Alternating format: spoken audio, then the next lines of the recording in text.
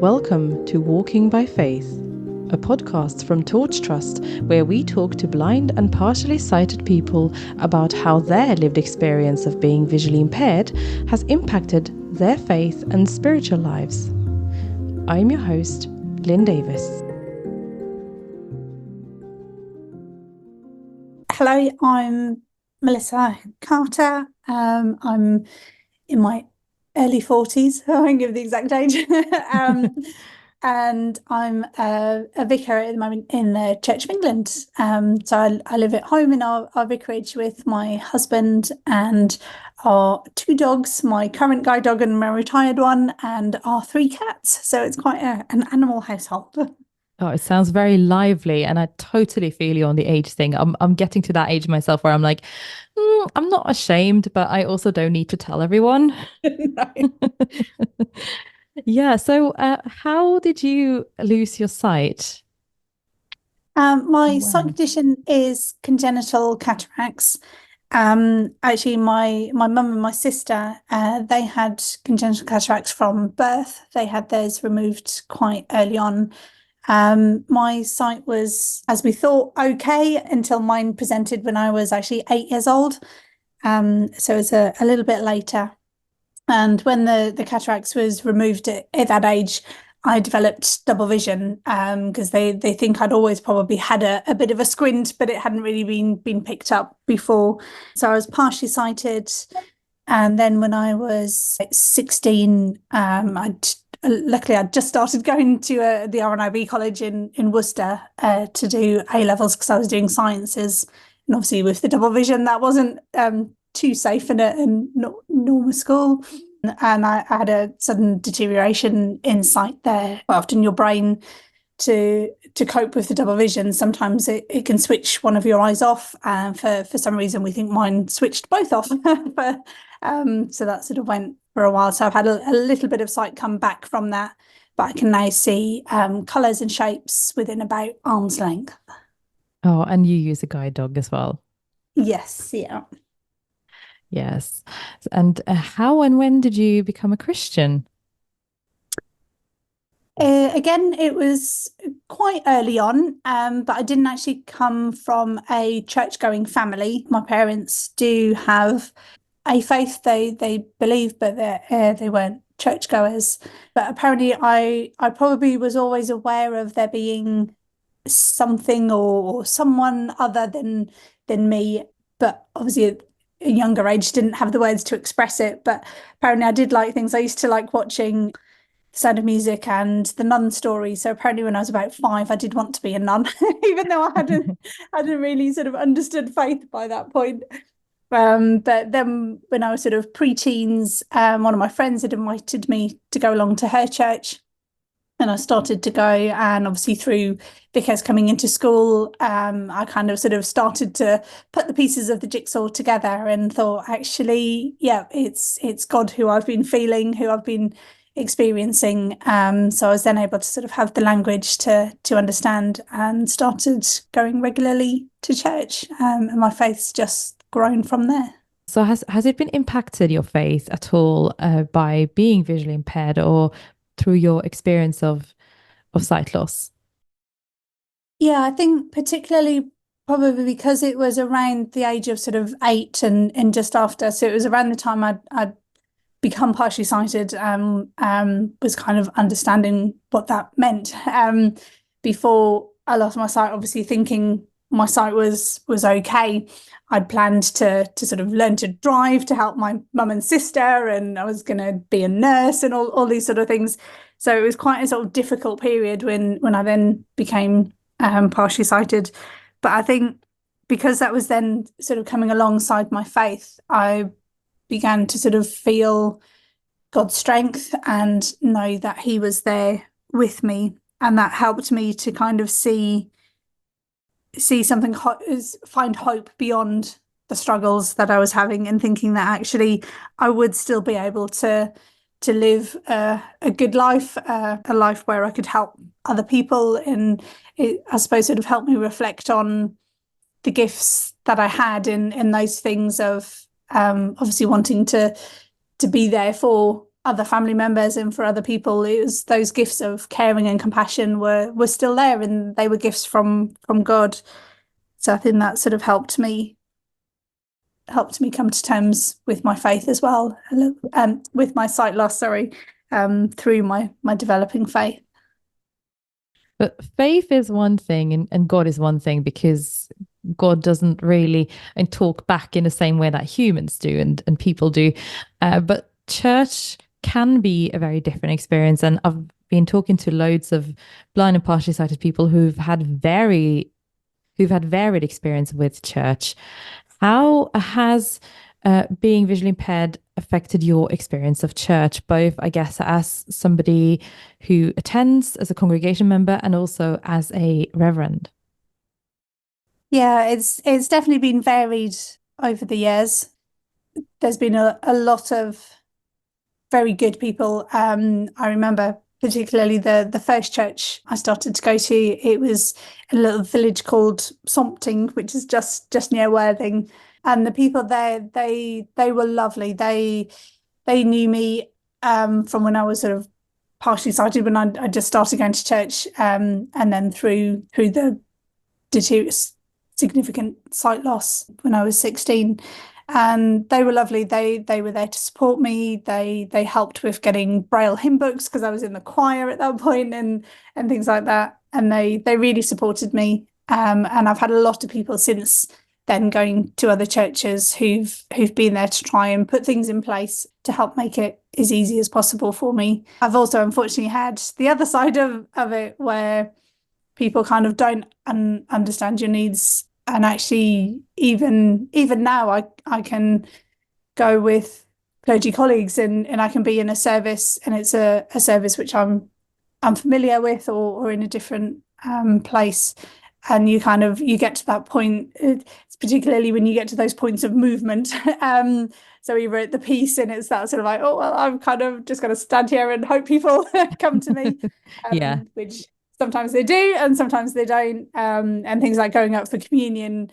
I remember once I was on a conference, and it was with other clergy, other colleagues, and I'd stood up sort of as we were getting ready, and I was trying to listen to where people were going, and I just couldn't quite work it out, because we were in a crypt of a cathedral, so the sound was quite different. And it took ages until someone kind of came and said, would you like an arm? Do you need help getting up? And he was like, oh yes. And I think it was I don't know whether it was just someone who finally twigged, or whether I was just looking more and more panicked, thinking, what do I do? So yeah, unfortunately there has been negative sides, and I think unfortunately it's partly the way people think. I think that the world is just very sight orientated. It's the sort of primary sense people use. And I think even actually when I first came into ministry, I myself almost fell into the trap of doing things in a sighted way.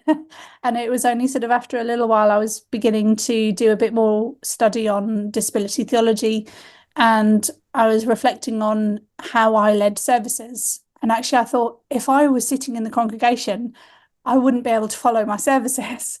So I've actually sort of adapted myself in my way of doing things to try and become more inclusive. And actually, and it's simple things like, I was at a conference up in St. Martin's in the Field, and there was someone there who was talking about their disability. They had a physical disability at the front, so sometimes they had to sit down, sometimes they could stand. And she said actually she was nervous, first of all, when she started to sort of have to sit down and lead services, because it was like, oh, that's not the done thing. But actually she spoke about being a permission giver to people in the congregation to actually worship as they are, as they need to connect with God. And that was a real sort of turning point of actually, yeah, I God has called me as someone who is visually impaired. So I need to actually live my life and my faith journey as that person, and be true to myself, because that's who God has created and called. So is there anyone who has supported you in your faith journey? Somebody who has maybe inspired you or supported you in any other way?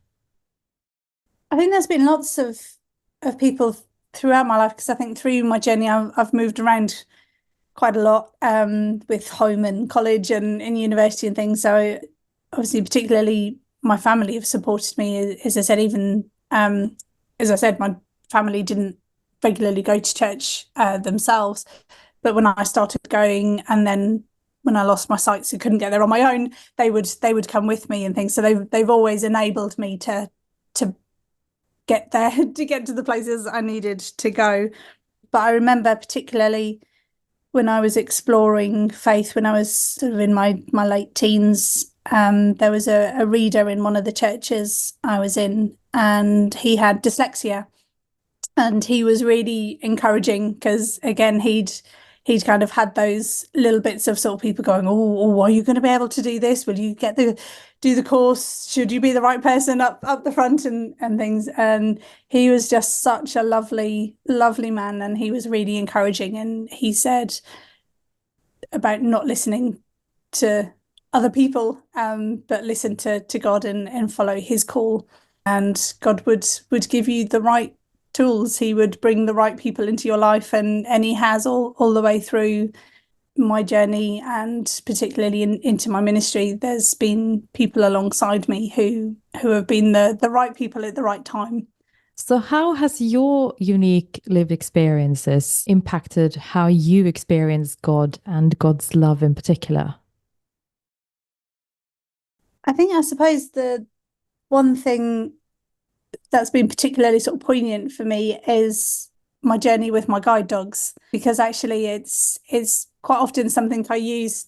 I do a lot of work in schools, and I quite often use it to kind of help explain to children what it's like having a relationship and living in relationship with God, because of the way me and my guide dog work. They're there to guide me and to lead the way, but they're not forcing you. It's still your choice. They're sort of giving you all the information. They're making sure you're safe. They're making sure you're in the right path and you're not going to get into trouble. But kind of in a way, you're still in control. And I think that shows that free will that God gives us. God wants us to get to the right place and to live the life that He knows is open before us. But actually, He's given us free will, so we can. It is our control.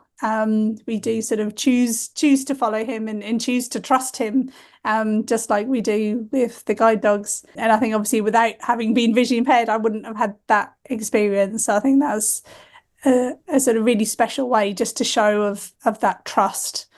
But actually, the joy that comes in it, because actually through having a guide dog, I feel like I've been healed, like I've got my life open ahead of me, and things. And that's what I also get with God. I trust God with everything, and he just opens up my life before me.